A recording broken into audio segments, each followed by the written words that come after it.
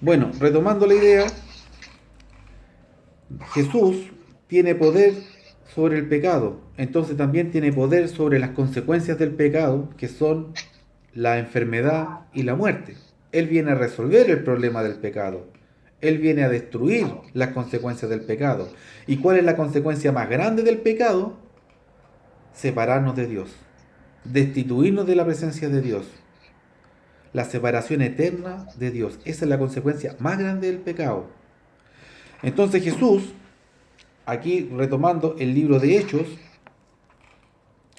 fíjense el versículo 29, capítulo 2, versículo 29 de Hechos. Hermanos, permítanme hablarle francamente acerca de David. Y le empieza a hablar de David. David escribió, pongan atención, David escribió en el Salmo 16 que su cuerpo no vería corrupción y que sería levantado de la muerte. Eso lo escribió David. ¿Y qué pasó? Todos entendieron que David estaba hablando de él, pero Pedro les dice, no, él estaba hablando de Jesucristo. Él como profeta está hablando de Jesucristo. Jesús estuvo en el sepulcro 3 días y su cuerpo no se corrompió, no se pudrió, no se echó a perder, nada. 3 días, igual que el primer instante cuando murió, así permaneció. Y pasados esos 3 y cumplidos esos 3 días, resucitó. Entonces Pedro le aclara, oigan, pero si miren, David lleva muerto cuántos años ahí, po? Sáquenlo y el cuerpo de él vio corrupción. Claramente, David no estaba hablando de él, po. O si no, no se cumpliría la palabra de Dios. David está hablando de Jesús. Eso es lo que le dice aquí. Y agrega en el versículo 33 que Jesús, exaltado por el poder de Dios y habiendo recibido del Padre y del Espíritu Santo prometido, derrama esto que ahora ven y oyen, que era la venida del Espíritu Santo. Y nos vamos acercando a lo más duro que les dijo Pedro a los judíos. Porque pongámonos en los zapatos, como decimos, en la situación de los judíos. Los judíos, ¿no es cierto? Hace 40 días, a ver, 10, 4, no, 50.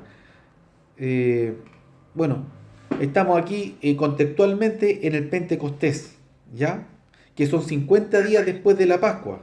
Jesús pasó con ellos la Pascua, fue lo que se conoce como la última cena, ¿ya? Y después de la Pascua, Él está con su apóstoles y después asciende, ¿ya? Y llega el día de Pentecostés. Entonces, vamos al versículo 36 y les dice, por tanto sépalo bien todo Israel, que este Jesús a quien ustedes crucificaron, Dios lo ha hecho Señor y Mesías. En otras traducciones dice Señor y Cristo. Mesías o Cristo es lo mismo, ¿ya? Mesías o Cristo es griego o hebreo, pero es lo mismo, que significa el ungido, el escogido de Dios, en pocas palabras eso. ¿Y quién es el ungido? ¿Quién es el escogido de Dios? Jesucristo. Avalado por señales, milagros y prodigios que hizo delante de todo el pueblo. No había nadie que pudiera decir, no, yo nunca vi que Jesús hizo algo. No, no había nadie. Porque lo hizo a vista de todo el pueblo y durante años. Uh-huh. Ahora, ¿qué pasó? En el versículo 36 dice, a este Jesús que ustedes crucificaron, le atribuye a ellos, pongámonos en la situación de ellos, o sea, le atribuye a ellos haber crucificado a Jesús. ¿Cómo se habrán sentido ellos? Por el piso. Yo creo que mal, ¿no es cierto? Pésimo. Se sintieron horribles, yo creo. Yo llevo la culpa de eso, no, eso es delicado, eso es delicado. Tienen que haberse sentido, pero peor que cualquier cosa, o sea, chuta, nosotros Matamos al como Mesías. nación, porque quizás aquí había algún judío que no estaba de acuerdo con la muerte de Jesús, pero perdón, Pedro le está hablando a ellos como nación, ¿sí? Pero a lo mejor también hubo muchos que sí gritaron, mátelo, queremos a Barrabás. Claro, hay algunos que gritaban que no, pero eran los menos, entonces no se escuchaban. El punto es que ellos como nación judía rechazaron a Cristo y lo entregaron para que fuera crucificado. Entonces, como nación, ellos tenían que sentirse re mal, los que creyeron, obvio, porque había personas que hasta esta altura todavía no creían en Jesús y no les interesaba. Pero estos judíos creyeron. ¿Saben por qué creyeron? Por lo que dice en el versículo 37. Fíjense. Cuando oyeron esto, todos se sintieron profundamente conmovidos y le dijeron a Pedro y a los otros apóstoles: hermano, ¿qué debemos hacer? En Reina Valera, este mismo versículo dice: cuando oyeron esto, se compungieron de corazón. O sea, se dolieron. Eso es. No, se arrepintieron de haber hecho eso. Porque ahora entendieron. Entonces ellos lamentaron haberlo hecho. Y le dijeron a Pedro y a los apóstoles: ¿qué haremos? ¿Qué hacemos ahora? Ya lo matamos. En el momento, eso ya está hecho. ¿Qué podemos hacer ahora nosotros? Y Pedro le responde en el 38: arrepiéntanse y bautícese cada uno de ustedes en el nombre de Jesucristo para perdón de sus pecados. Eso les contestó Pedro, y les agregó que recibirán el don del Espíritu Santo. En efecto, agrega, la promesa, o sea, aquí había una promesa. Pedro hace referencia a que había una promesa. La promesa es para ustedes, para sus hijos y para todos los extranjeros, para todos los que el Señor llame, es decir, para todos los que respondan al llamado de Dios, todos los que crean y se acerquen a Dios, hay una promesa. ¿Qué les llamó la atención? Hay un para perdón de pecados, ¿se dieron cuenta? Dice, arrepiéntanse y bautícense en el nombre de Jesucristo para el perdón de sus pecados. Pregunta Franklin. A ver, le hace una pregunta a Franklin. ¿Para qué tenían que bautizarse? Para nacer de nuevo en Cristo. No, Para para el sus perdón de los pecados. pecados. Lo importante es que contestemos con lo que está en el versículo, ¿no es cierto? En otros pasajes de la Biblia, efectivamente, hablan del bautismo como un nuevo nacimiento. También vamos a ir a esos versículos para entenderlo, ¿ya? Pero ahora estamos en algo que se llama propósito. Propósito. Y el propósito del bautismo es limpiarnos del pecado. ¿Ya? Aquí dice, versículo 38, arrepiéntanse y bautícese cada uno de ustedes en el nombre de Jesucristo, es decir, bajo la autoridad, en el nombre de Él, ¿ya? Bajo el poder de Él, en Amén. obediencia a Él, en fe a Él. Eso significa en el nombre de Jesucristo, para perdón de sus pecados. Es decir, Pedro le está dando una solución. Ellos cometieron el pecado más grande, imagínense. De todos los pecados que podamos cometer en este mundo, hubo un grupo de personas que crucificó al Hijo de Dios, a Dios hecho hombre en este mundo. Se dimensiona el tremendo pecado de haber hecho eso. Haber crucificado, haber rechazado al Mesías, haberlo entregado para que fuera muerto en una cruz, ese pecado, uno podría decir, ese pecado es el pecado más grande de la humanidad.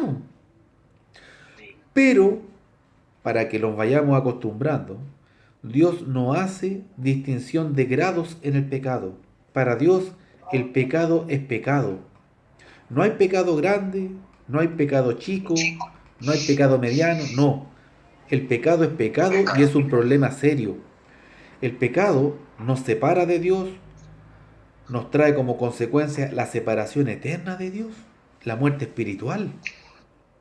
Entonces, cuando dice aquí, bautícense en el nombre de Jesús para que sus pecados sean perdonados, tenemos que hacer memoria y decir, a ver, parece que Jesús había anticipado esto por allá Juan capítulo 8, versículo 31 al 34. Jesús les prometió a sus discípulos, a los que creían en Él, que perseverando en su enseñanza iban a conocer una verdad que los iba a poder librar del pecado. Y aquí vemos que el bautismo es algo que nos libra ¿de qué? El pecado. Del pecado. Entonces, la verdad que está prometiendo Jesús, que libra al hombre del pecado, la verdad que tiene el poder o la autoridad sobre el pecado y que proviene de Dios, es el bautismo. No hay nada más que muestre la Biblia que tenga la capacidad de perdonar nuestros pecados. Por lo menos vamos a ver varios versículos más de la Biblia, vamos a ver otros pasajes en donde se va a confirmar esto. Y vamos a ir entendiendo en más profundidad la naturaleza del bautismo, ¿ya? Hasta aquí hemos entendido algo súper básico, pero fundamental. Hay personas que se bautizan con distintos propósitos. Una persona se puede bautizar en un grupo, por ejemplo, para ser admitido, para ser acogido. O si me bautizo me van a considerar como uno del grupo. Es un ejemplo. Quizá una persona se bautiza con otro propósito. Si no se bautizó con el propósito único y exclusivo de que Dios perdonara sus pecados, ese bautismo no sirvió para nada. Entendamos eso, súper importante. ¿Por qué? Porque la Biblia presenta un único propósito de este paso que se llama bautismo. Y es que Dios en ese momento opera en nosotros. ¿Ya? El bautismo por sí mismo no es lo que nos salva, es lo que Dios hace en ese momento. Eso lo vamos a entender mejor la próxima semana, ¿ya? Pero cuando nosotros tomamos la decisión de bautizarnos, en ese momento Dios hace algo en nosotros. Antes no. Amén. Antes no. ¿Por qué? Porque Él no quiere irrumpir de manera forzosa en nuestra vida. Nosotros tomamos la decisión de que Dios nos quite el pecado, que Dios destruya el pecado que tenemos, que Dios nos limpie de todo pecado. Nosotros tomamos la decisión, ¿ya? Eso ocurre en el bautismo, dice aquí. Entonces, es Dios el que nos limpia del pecado. ¿Pero cuándo? Cuando vamos al bautismo. Entonces, aquí nace una necesidad. Entender qué es el bautismo, ¿ya? Como tarea,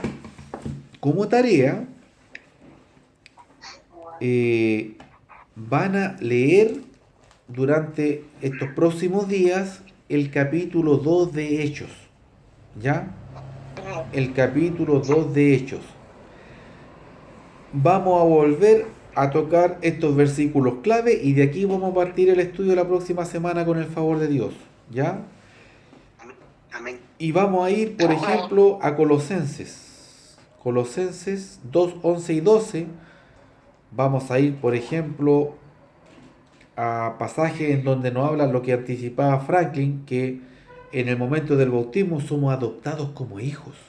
Es un nuevo nacimiento. Así como cuando nacimos de nuestra mamá, en ese momento pasamos a ser hijos de nuestra mamá. Cuando nos bautizamos, pasamos a ser un hijo de Dios. ¿Ya? Eso nos enseña Pedro, por ejemplo. Bueno, nos enseña Pedro, nos enseña Pablo, nos enseña Juan, nos enseña en muchas partes de la Escritura. Nosotros al menos vamos a ver un pasaje que nos lee cada cosa. Vamos a dar un repaso rápido al capítulo 2 de Hechos y vamos a ir a Colosenses, vamos a ir quizá a Efesios, vamos a ir a Corintios y vamos a ir entendiendo que en este proceso que la Biblia llama bautismo ocurre lo más extraordinario que nos puede ocurrir espiritualmente en nuestra vida terrenal. En ese momento pasamos de estar enemistados con Dios por cargar nuestro pecado a ser reconciliados con Dios. ¿Por qué? Porque Dios me dice, a ver, trae esa mochila fuera, libre de esa mochila. Amén. ¿O no fue lo que prometió? Cuando dijo, Amén. la verdad los va a librar ¿de qué? Del pecado. Sí. Pero esa verdad es la verdad del Evangelio, la verdad que aquí se está materializando. Esa promesa aquí se está haciendo real. ¿Por qué? Porque aquí dice que se bautizaron. Eso está en el versículo 41. Así pues, los que recibieron su mensaje, es decir, hubo un mensaje, una enseñanza, y ellos la recibieron y fueron bautizados. Es decir, ellos fueron bautizados en un mensaje. ¿Cuál fue el mensaje? Que en el bautismo ellos ¿qué recibían? ¿Qué recibían? Perdón. Perdón de pecados. En esa enseñanza, en ese mensaje que viene de Dios, que es promesa de Dios, en ese mensaje ellos se bautizaron. Y este día empieza la iglesia con los primeros miembros. Aquí se inaugura la iglesia. Desde ese día, Dios comienza a agregar a su iglesia a todos los que van a ser salvos. Hasta el día de hoy y hasta el día en que Cristo regrese. ¿Qué les parece? Extraordinario. Lo único que tenemos que preocuparnos es de estar en ese grupo. Nada más. Amén. Por eso yo tengo esa inquietud de bautizarme. Correcto. Entonces tenemos la necesidad ahora de entender el bautismo. Vamos a entender el bautismo en su naturaleza y en su forma. Bíblicamente. Eso es lo importante. Ahora sí. Henderson, Franklin, hermana Tamara, preguntas. A ver, deben haber varias inquietudes. Resolvamos algunas. Entonces pregunto ahí algo. El Henderson quería preguntar en delante. ¿O? Sí, hermano, acá redacté la pregunta que tengo en base a que estamos hablando sobre lo que hizo nuestro Señor de entregar su sangre por el perdón de los pecados de la humanidad. ¿Sí? Acá la tengo. Dice, el hombre es también acordándome de lo que se habló ayer, el hombre en su naturaleza es una criatura totalmente contraria a Dios. O sea, es una de las preguntas de que si el hombre es una criatura totalmente a lo que Dios es. Y todo lo que el hombre hace todo lo que el hombre hace puede parecer en contra de Dios para todo cristiano. ¿Cómo fue la última? No entendí. Todo lo que el hombre hace por naturaleza puede parecer pecado para el hombre cristiano. Permiso, un segundito. Y la otra es, ¿por qué el amor de Dios protege la rebeldía de los hombres entregándoles el perdón de los pecados, solo creyendo en su Hijo Cristo Salvador? ¿Por qué? ¿Cómo? ¿Por qué? ¿Por qué Dios qué? Porque el amor de Dios protege la rebeldía de los hombres, entregándoles el perdón de los pecados, solo creyendo en su Hijo Cristo Salvador. Ya. Vamos a resolver rápidamente las dos inquietudes. La primera, la Biblia nos habla de un viejo hombre y de un nuevo hombre, ¿ya? De un hombre natural, que es el nacido humanamente, y del hombre de Dios, que es nacido en el bautismo. El hombre, antes del bautismo, el hombre natural, que también es llamado el viejo hombre, hace todo lo opuesto a la voluntad de Dios. Eso es así. ¿Por qué? Porque está influenciado por su naturaleza carnal. El hombre que conoce la verdad, que libra al hombre del pecado, el hombre que entiende lo que es el bautismo y obedece el mismo, es convertido en un nuevo hombre, dice la Biblia. Esta nueva criatura, este nuevo hombre, ya no está gobernado por la naturaleza carnal, está gobernado o dirigido por el Espíritu Santo de Dios. Entonces, ahora empieza una batalla, que antes no había ni batalla, porque antes el hombre viejo quería pecar y pecaba, y se acabó. El hombre nuevo, la nueva criatura, va a empezar una batalla. Y esa batalla va a estar respaldada en esa vida, en esa persona, por el Espíritu Santo. Entonces ahí empieza la batalla por hacer la voluntad de Dios. ¿Y qué nos dice la palabra misma de Dios? Que somos más que vencedores. Podemos tropezar, podemos caernos, pero, dice la Biblia, no retrocedemos. Los que retroceden, pierden. Los que se rinden, pierden. El bautismo es un proceso en el cual Dios nos purifica de nuestros pecados. Pero hay una condición para permanecer en esa condición. Valga la redundancia. Eso está condicionado, ¿no es cierto?, a algo que Dios exige. Esto es un proceso constante. En el bautismo, Dios nos limpia de todos los pecados pasados. Pero de ahí en adelante, constantemente la sangre del Hijo de Dios empieza a purificarnos día a día. Entonces nosotros nos vamos a esforzar por hacer la voluntad de Dios. Porque cada vez vamos a querer ¿qué? Vamos a querer pecar menos. Cada vez vamos a entender mejor la voluntad de Dios, vamos a entender mejor las promesas de Dios, nos vamos a motivar más, vamos a ser más maduros, vamos a ser más fuertes, etcétera, vamos a madurar. Entonces empieza una lucha espiritual en la que si nos aferramos a Dios, la promesa es, vas a vencer. Si nos alejamos de Dios, la consecuencia es, vas a fracasar. ¿Ya? Esa es la primera pregunta. La segunda, Dios, en cuanto a la rebeldía humana, ¿cómo era la pregunta? Porque el amor de Dios, o sea, yo lo veo de esa manera, ¿no? O sea, puede ser que estoy equivocado.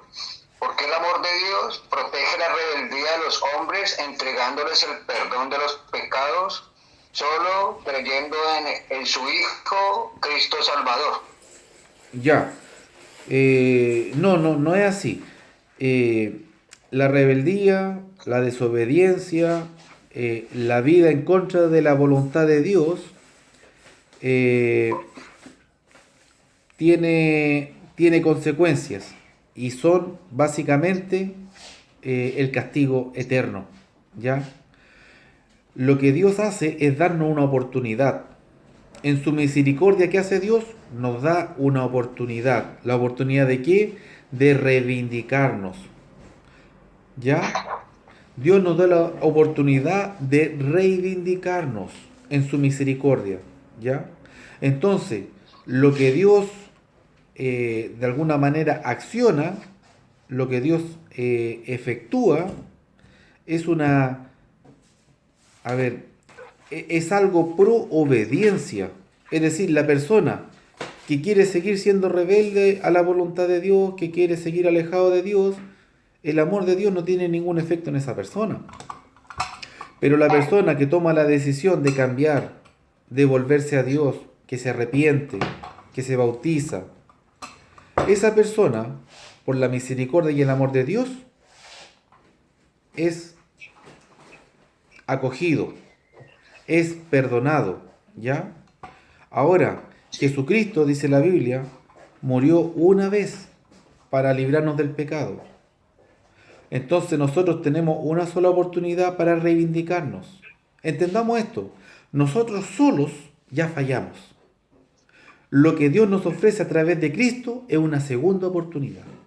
Si volvemos a desperdiciar la segunda oportunidad, dice la Biblia en Hebreos 10:26 en adelante, ya no hay más oportunidades. Cristo no va a venir de nuevo por segunda vez a morir por el pecado. ¿Ya? Eso sería como respondiendo las dos inquietudes del hermano Henderson. ¿Qué dice Gracias, Franklin? Hermano Héctor, gracias. Bien.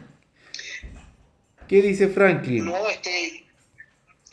yo pienso que es eso, pues una oportunidad que como Cristo le está dando a uno de nuevo, volver a nacer, y una vez que volver a uno, empezar, ¿no es cierto?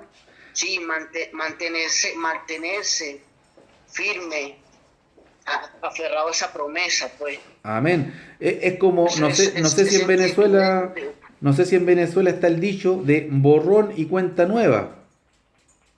Sí, ¿Sí? ¿Lo ocupan también ese dicho? Jesús nos dice, hermano, te ofrezco un borrón y cuenta nueva, partamos de cero. sí. ¿Ah? Eso Hermano, es. se me descargó el celular, se va a apagar. Ah, sí, A me mí salió la también. advertencia, me salió. El mío está a punto, el mío está a punto también. De todas maneras, estuvimos una horita. ¿Qué les parece? Una horita estuvimos estudiando la Biblia. Gracias a Dios. Buenísimo. Eh, Oremos igual, oremos sí, vamos a despedirnos mucho con una igual. oración. Nos vamos a despedir con una oración. Y acuérdense, la tarea es Hechos capítulo 2. ¿Bien? Entonces vamos a despedirnos con una oración. Ok. Dios, Amado Dios, le damos muchas gracias por su sí, sí. mensaje Gracias, Padre. de esperanza, mensaje de amor, un mensaje de misericordia, un mensaje que nos da aliento, porque usted nos da la oportunidad de un nuevo comienzo con usted, de un nuevo nacer, de un nuevo empezar. Padre Santo, Padre Eterno, Sí, Señor. le doy gracias por el interés de Franklin en querer entender este mensaje, en querer entender esta oportunidad que usted da. No la da el hombre, no la da el predicador, no la da la iglesia, la da usted, Señor. Solamente usted. Sí, sí, Señor. Yo le doy gracias, Padre, por el interés que Él tiene en su corazón de entender esta oportunidad y que Él quiere tomar esta oportunidad.